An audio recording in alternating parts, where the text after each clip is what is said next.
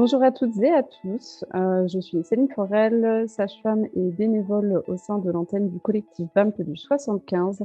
Et j'ai le plaisir de vous retrouver aujourd'hui avec Céline du RSPP. Pour ceux qui ne connaissent pas le collectif BAMP est une association qui a bientôt maintenant 10 ans. C'est une association loi 1901, donc c'est une association d'intérêt général qui mène des actions au niveau national. On a réussi par exemple à mettre en place au sein du Code du travail les autorisations d'absence pour les patients en parcours d'AMP. Et nous avons aussi des actions au niveau régional, comme par exemple les groupes de parole qu'on organise à peu près ici sur le 75 une fois par mois. Du coup, j'ai le plaisir aujourd'hui de recevoir Céline du RSPP. Est-ce que tu peux nous en dire plus déjà? Qu'est-ce que ça veut dire RSPP et du coup, quelles sont vos actions sur Paris? Merci pour l'invitation. Donc le RSPP, c'est le réseau de santé périnatale parisien. Donc c'est une association de loi 1901 aussi, mais qui répond à un cahier des charges qui est national, qui a été édicté du coup par la DGS, la Direction générale de la santé, le ministère. Et donc sur chaque territoire français et dom-tom, il y a des réseaux de santé périnatale. Nous, en Île-de-France, on est encore départementaux, à part le 77 qui a été découpé en deux, d'où le deuxième P de RSPP, donc parisien, puisque nous travaillons sur Paris intramuros. Donc avec les maternités de Paris intramuros, toutes les structures institutionnelles et associatives qui gravitent autour de la périnatalité à Paris. Et donc, on a une convention de financement en fait avec l'Agence régionale de santé, qui est notre principal financeur et notre principal interlocuteur en fait pour mettre en place nos actions. D'accord. Est-ce que tu peux nous en dire un petit peu plus sur les différentes actions que vous menez du coup sur Paris? Oui, alors du coup, en fait, on va travailler essentiellement sur l'articulation ville-hôpital, sur des notions de parcours patient. On a la chance à Paris d'avoir pas mal de centres d'expertise et on a une densité médicale correcte par rapport à d'autres régions et d'autres départements d'Île-de-France d'ailleurs, qui n'ont pas cette chance.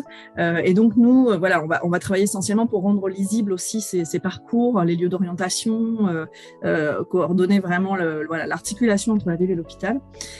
Et pour ça, en fait, au sein de notre association, on va avoir des actions en direction plutôt des professionnels, donc professionnels de santé et du travail social, puisqu'on travaille aussi avec des travailleurs sociaux qui gravitent autour du champ de la précarité socio-économique ou autour du champ du handicap. Et donc là, on va avoir énormément de temps de formation. Donc ça peut être un webinaire d'1 heure à l'heure du déjeuner, comme ça peut être 3 jours de séminaire. On va avoir vraiment différentes thématiques.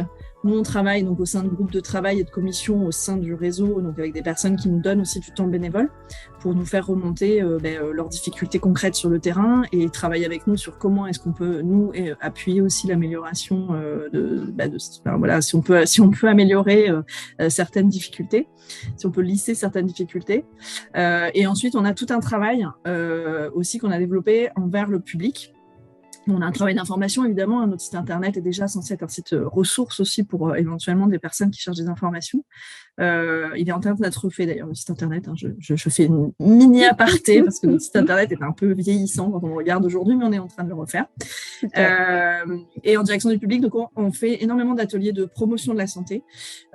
Donc effectivement, plus en aller vers, c'est-à-dire plus dans des centres d'hébergement d'urgence, des centres sociaux, des centres de réinsertion sociale ou tous les centres qui peuvent recevoir des personnes en situation de handicap, en fait, soit des lieux de vie, soit des lieux de travail, donc ESAT, maisons d'accueil spécialisées, etc. Et donc ça ce sont des ateliers en fait thématiques. On a tout un ensemble de thématiques que l'on traite, donc ça peut être beaucoup de nutrition, on fait beaucoup de nutrition, donc nutrition de la femme, nutrition de l'enfant. Notamment dans les centres d'hébergement d'urgence. On travaille beaucoup avec les hôtels sociaux aussi, avec le SAMU social, etc. Et ça peut être aussi sur la vie affective, sur le développement de l'enfant, sur le suivi de grossesse. Ça peut être vraiment très, très divers.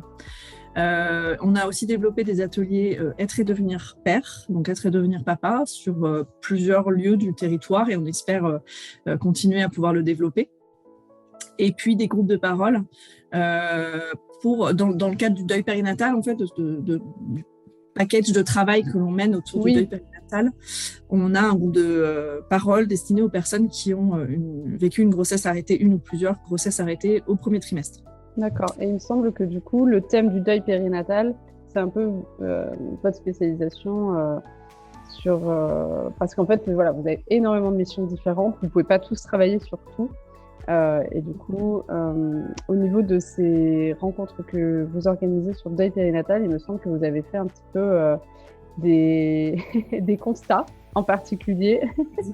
Exactement. C'est vrai que ça fait donc un peu plus de 5 ans. Alors évidemment, il y a eu le Covid qui est passé par là, hein, donc il y a eu d'autres modifications de la façon de faire due au Covid. Mais ça fait environ 5 ans que ces groupes existent. Donc c'est des binômes d'animatrices qui l'animent, des binômes sage-femme ou médecin et psychologue, pour pouvoir aborder en même temps l'aspect médical de la prise en charge initiale, des suites, des conséquences que ça peut avoir éventuellement sur les grossesses d'après, etc. Et puis à la fois pouvoir aborder évidemment le vécu, la prise en charge, les suites. Voilà. Et en fait, ce qui est assez intéressant, c'est qu'il y a 5 ans, les animatrices relevaient régulièrement des problématiques, en tout cas des récits de prise en charge qui pouvaient quand même montrer des améliorations, voilà, à mettre en place. Donc il y a eu un gros travail qui a été fait auprès des chefs de service des maternités du réseau, notamment d'information, de formation, d'engagement à former un peu mieux les internes aussi, parce que c'est un diagnostic qui est fait régulièrement par les internes aux urgences gynécologiques, et pourtant on relevait quand même des erreurs, voilà, des erreurs dans des maladresses, voire plus que de la maladresse, mais on va dire que lorsque c'est de la maladresse, ce sont des choses sur lesquelles on peut vraiment agir. Et c'est vrai que ces dernières années, ça s'est vraiment beaucoup amélioré. En tout cas, les récits des femmes et des couples qui viennent au groupe de parole, c'est pas vraiment des prises en charge problématiques, mais plutôt c'est un deuil à faire, voilà, le deuil d'une grossesse, etc. Et en fait, depuis environ 1 an et demi, ce qu'on a remarqué, c'est qu'il y a plus de couples, et c'est souvent des couples du coup qui viennent, ce qui est plus rare sur un cas de grossesse arrêtée précocement sans parcours PMA, c'est qu'effectivement, on a eu des couples qui sont venus et qui étaient dans un parcours PMA, et qui évidemment peut être marqué malheureusement par des grossesses arrêtées au premier trimestre, quelque chose, voilà, qui peut arriver effectivement sur le parcours, parfois plusieurs fois, et en fait ça nous a un peu étonnés. Enfin, quand on a vu ces couples arriver, on s'est posé la question de est-ce qu'il manque quelque chose en fait dans l'accompagnement des couples pour qu'ils viennent à ces groupes de parole là qui sont absolument pas dédiés à ça et sur lesquels, enfin voilà. Oui. C'est vrai qu'au niveau du circuit actuel de l'organisation un petit peu généraliste en France des urgences gynécologiques, en effet, quand une femme a des saignements et qu'elle est enceinte, elle est orientée vers les urgences gynécologiques les plus proches de chez elle. C'est à ce moment-là où elle va être reçue, donc pas forcément au niveau de son centre de fertilité, mais par du coup un interne en gynécologie obstétrique qui va poser un diagnostic avec une échographie et un bilan sanguin. Et avec du coup ces 2 éléments, soit le diagnostic est posé tout de suite, soit il faut qu'on réévalue dans 7 à 15 jours pour voir un petit peu l'évolutivité de la grossesse.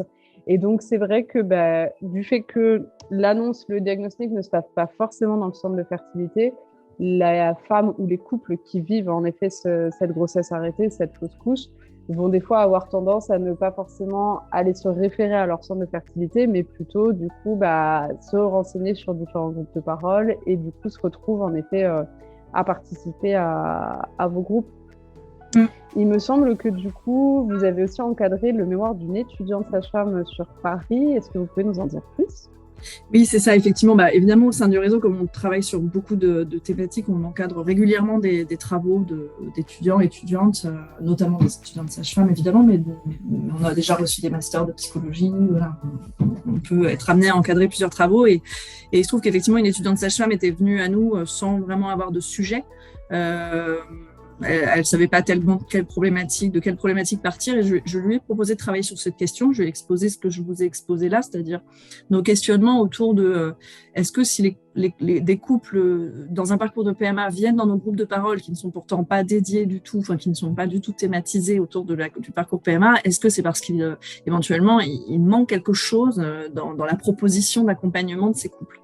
Donc elle a mené une étude, donc Paris, sur les personnes qui ont été suivies ou qui sont encore suivies dans un centre de fertilité à Paris. Alors on a fixé sur les centres de fertilité, pas sur les couples qui sont suivis en ville de façon moins organisée, on va dire.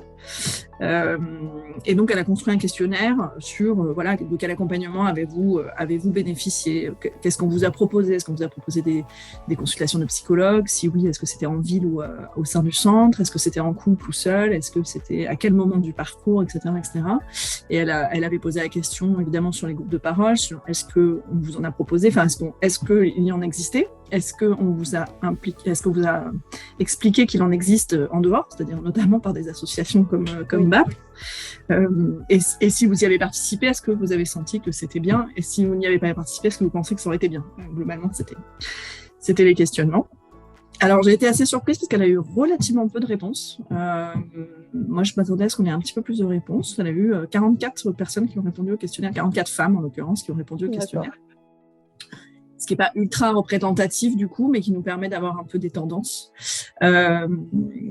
Alors, on ne leur a pas demandé dans quel centre de fertilité elles étaient suivies, hein, sachant que les centres de fertilité à Paris, ils n'ont pas tous non plus les mêmes, enfin, ils ne sont pas pourvus de la même façon en temps de psychologue, il n'y a pas forcément toujours les mêmes propositions d'accompagnement non plus. Je pense notamment aux thérapies complémentaires comme l'hypnose, la sophrologie. C'est pas tous les centres qui ont pu monter ce type de projet ou qui ont souhaité le faire. Enfin, donc nous, on n'a pas posé la question de dans quel centre elles étaient suivies. Par contre, ce qui est ressorti en fait des questionnaires, c'est qu'effectivement, on leur a souvent proposé un suivi par un psychologue, un ou une psychologue, mais beaucoup plus souvent celui ou celle du centre de fertilité. On leur a pas forcément parlé non plus d'articuler ça avec un suivi en ville. Et les groupes de parole, il y en a très très peu. En fait, de mémoire, je me souviens plus du chiffre, mais il y avait très peu de femmes avec qui on avait proposé un groupe de parole. Les femmes qui avaient participé à un groupe de parole ont toutes dit que ça avait été bénéfique. Donc après, peut-être il faudra les creuser encore un petit peu plus, mais ça serait l'objet d'un autre travail pour savoir un petit peu sur quel axe et justement comment thématiser aussi certaines rencontres. Et toutes celles qui n'avaient pas pu en bénéficier, une partie nous disait oui, effectivement, je pense que ça aurait été bien qu'on me le propose. Et certaines disaient je ne sais pas, je ne peux pas avoir d'avis parce que ne l'ayant pas fait. Oui, ne connaissant pas. C'est difficile de savoir si ça m'aurait fait du bien. Donc après, on leur a effectivement demandé un petit peu si des groupes de parole existent. Est-ce que vous pensez qu'il vaut mieux qu'ils soient thématisés et si oui, sur quels aspects? Donc elles ont pu nous donner quelques pistes de réflexion, on va dire, à ce sujet pour savoir un petit peu effectivement sur... pas juste faire des groupes PMA de façon large, mais plutôt thématiser un petit peu, parce qu'il y a plusieurs étapes dans la PMA, il y a plusieurs situations. Mais voilà, ça nous a donné quelques pistes de réflexion. D'accord. C'est vrai qu'en France, on compte à peu près une centaine de centres d'AMP. Il y en a des publics, il y en a des mi-publics, mi-privés, ce qu'on appelle les ESPIC, et il y en a des centres privés. Donc déjà, il existe forcément une différence de moyens, une différence de personnel et on n'a pas quelque chose qui est uniformisé au sein du territoire français. Chaque centre organise un petit peu son temps comme il le souhaite. Et donc, dans certains centres, il existe en effet des temps de psychologues, des ateliers, des groupes de parole. Et il y a d'autres centres où malheureusement, ils n'ont pas du tout les budgets nécessaires et les temps de personnel aussi nécessaires pour organiser tout ça. Nous, ici, sur l'antenne du 75, c'est vrai qu'on essaye d'organiser à peu près une rencontre par mois. Alors, depuis l'arrivée du Covid, on est plutôt sur des rencontres en visio. Et on s'est rendu compte que d'ailleurs, le format plaisait bien. Ça permettait aux gens qui n'étaient pas forcément de Paris de pouvoir aussi y assister. Mais par contre, on a choisi de faire des thèmes qui sont différents. On essaye à chaque fois de proposer un thème différent parce que l'AMP, c'est quelque chose de très vaste. Il y a l'AMP intraconjugale. Désormais, avec les nouvelles lois de bioéthique, vous retrouvez l'AMP pour toutes, l'AMP femme seule. Vous avez aussi toute la partie AMP avec le don. Donc, pour essayer un petit peu de toucher tous les publics et de proposer quelque chose toutes les catégories d'AMP possibles. On a ce fait avec BAMP sur l'antenne parisienne de changer de thème, et c'est un petit peu aussi ce qui est fait en régional. On n'est pas la seule antenne à proposer des groupes de parole, et au sein des différentes antennes, les thématiques changent. Mais pour reparler et recentrer un petit peu sur les fausses couches et grossesses arrêtées, en France, quelle que soit la technique utilisée, que ce soit de l'AMP au niveau du intraconjugal ou AMP don, on est autour en moyenne entre 10 à 15% de fausses couches ou de grossesses arrêtées. Sachant qu'en France, un couple sur 5 ou une personne sur 5 sera amenée à consulter au moins une fois dans sa vie un médecin spécialisé dans la fertilité. Donc du coup, toute proportion faite, on est vraiment sur un événement qui n'est pas rare malheureusement, qui est assez fréquent et dont la prise en charge en effet peut être améliorée. Alors c'est tant mieux si au niveau du coup du ressenti, de la gestion, de l'annonce, au niveau des hôpitaux et des internes, il y a eu une amélioration. Je pense qu'en tout cas au niveau des nouvelles formations, des nouvelles promotions de jeunes médecins, il y a un vrai travail qui a été fait et qui est peut-être encore à faire, mais en tout cas il y a eu une amélioration sur ce point. Mais c'est vrai qu'il existe un petit peu ce vide de groupes de parole spécialisés sur le deuil périnatal pour les couples ou les personnes ayant été ou étant en parcours d'AMP. Ouais. Tout à fait. C'est vrai que moi j'avais du coup contacté, donc on avait déjà eu l'occasion d'échanger sur ce sujet vu le contexte auquel moi je me trouvais confrontée. Oui. Et c'est vrai que je pense que effectivement, ça serait intéressant de pouvoir diffuser un petit peu plus cette offre que propose le collectif BAMP, en fait, le diffuser de façon peut-être plus précise en fait au sein aussi des centres de fertilité et dans tous les lieux en fait que peuvent accueillir les personnes en fait, voilà, que peuvent traverser les personnes qui vivent des parcours de PMA, parce que c'est vrai que je pense que quand bien même des groupes de parole au sein de centres de fertilité sont organisés, peut-être parfois il est aussi nécessaire de sortir du centre de fertilité pour certaines personnes, certains couples, parce qu'il y a déjà beaucoup de rendez-vous. C'est souvent un lieu où il y a beaucoup de rendez-vous médicaux avec des examens parfois intrusifs, physiquement, qui touchent quoi, qui touchent émotionnellement. Et du coup, moi, voilà, c'est une hypothèse sur laquelle moi je pars, parce que je travaille pas dans un centre de PMA du tout. Hein, j'ai été sage-femme praticienne, mais pas du tout dans des centres de PMA. Mais voilà, c'est une hypothèse que j'ai, une idée que j'ai de me dire qu'effectivement c'est complémentaire, c'est-à-dire même si les centres de fertilité pouvaient proposer tous des groupes de parole, je pense que dans tous les cas, une offre extérieure peut être la bienvenue, voilà, pour des personnes. Mais voilà, après c'est à tester, à voir un petit peu, effectivement, rencontrer le public concerné et puis voir un petit peu. Mais c'est vrai que voilà, moi, je pense qu'il y a vraiment des lieux. Alors il y a la visio qui peut simplifier effectivement parfois pour certaines personnes l'organisation de la participation à un groupe. Mais je pense qu'il y a des lieux même externes aux hôpitaux, et nous on travaille pas mal actuellement avec les maisons de la vie associative et citoyenne, donc qui sont dans chaque arrondissement parisien et qui offrent des espaces qui du coup sont assez neutres. Oui. Qui sont ni hospitaliers, ni du monde de la puériculture, parce que ça peut être ça aussi. Il y a des espaces qu'on nous prête, nous, où bon, il y a des photos de bébés partout. Ça peut être pas vraiment adapté sur des groupes de parole par PMA. Donc voilà, je pense qu'effectivement, et puis là, sur le territoire de Paris, on a vraiment une grosse montée en charge et une grosse organisation de toutes les CPTS. Donc pour les personnes qui connaissent pas, en fait, c'est CPTS, c'est communauté professionnelle de territoire en santé, et donc c'est pareil, c'est une formalité par association, mais financée CNAM et ARS, donc avec un projet de santé qui est validé à l'échelon du territoire choisi. À Paris, c'est quasiment que par arrondissement, à part au centre où ils se sont réunis 5 et 6 et 1, 2, 3, 4, parce qu'il n'y avait pas beaucoup de professionnels, donc il fallait, le territoire est tout petit, quoi. Mais sinon, il y a vraiment, c'est quelque chose qui est relativement récent, mais qui par contre est en train de bien se structurer sur le département. Nous, c'est vrai qu'on est pas mal en lien pour construire vraiment des projets concrets pour les populations.